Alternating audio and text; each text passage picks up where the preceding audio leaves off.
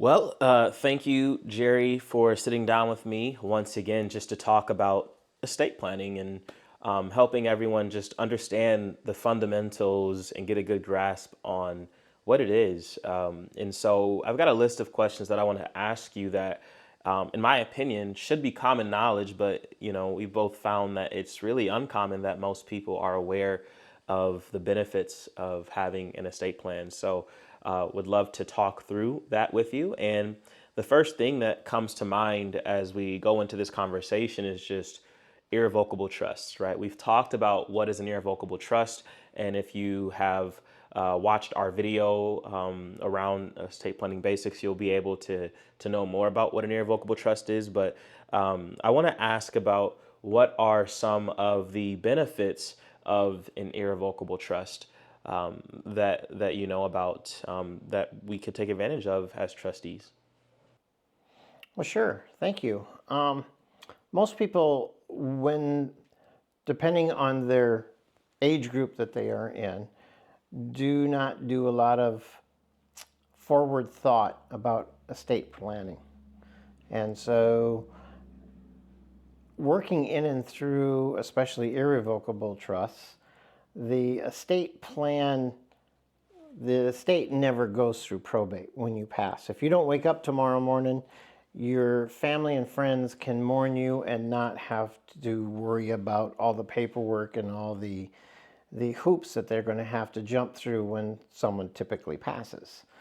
The irrevocable trust is a beautiful instrument to work through because it gives so much flexibility. It keeps living after you do not. So it's seamless. It when you pass it, it's just a matter of changing the trustees. And I don't mean that to sound harshly, but again, it's just a matter of changing a trustee. And then after that, then everything can be ironed out at a future date if the trustees wish to change anything in the trust or to dissolve the trust. It also gives huge asset protections.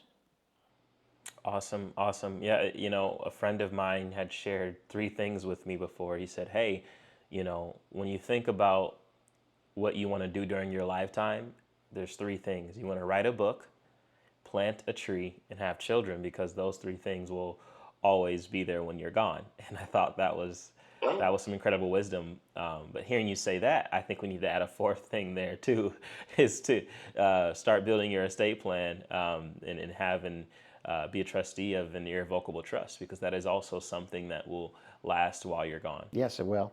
So you mentioned a couple of things there. You mentioned asset protection and probate. Can we talk just a little bit about just what probate is and how that can be painful for a family or an individual to have to go through? Well, if something happens and something happens to you, your estate, when it hits probate, the first thing that has to be done is basically everything that you have needs to be appraised. And that can take a little while up by itself. But then after everything's appraised and a number is placed on things that the judge can look at, there also has to be an administrator placed. And now you can probably pick your own administrator if you have that set up prior to you passing. But if it's not set up to before you're passing, then an administrator is going to be hired to look after those affairs. Once it hits into the court system, well, then the court is going to determine what route it takes as far as what kids are going to get this, especially if you don't have a will. If you don't have a will, then the court has total control over your estate and how it gets divvied out.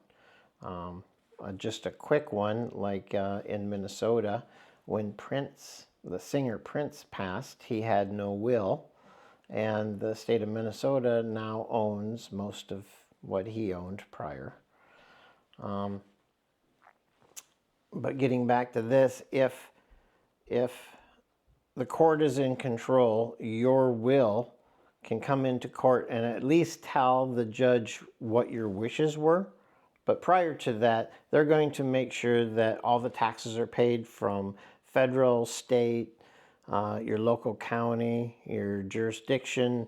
The court's going to get paid. The officers of the court are going to get paid. The administrator is going to get paid.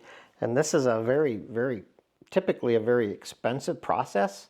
So then once it's made its way through probate, which typically probate also takes quite a while.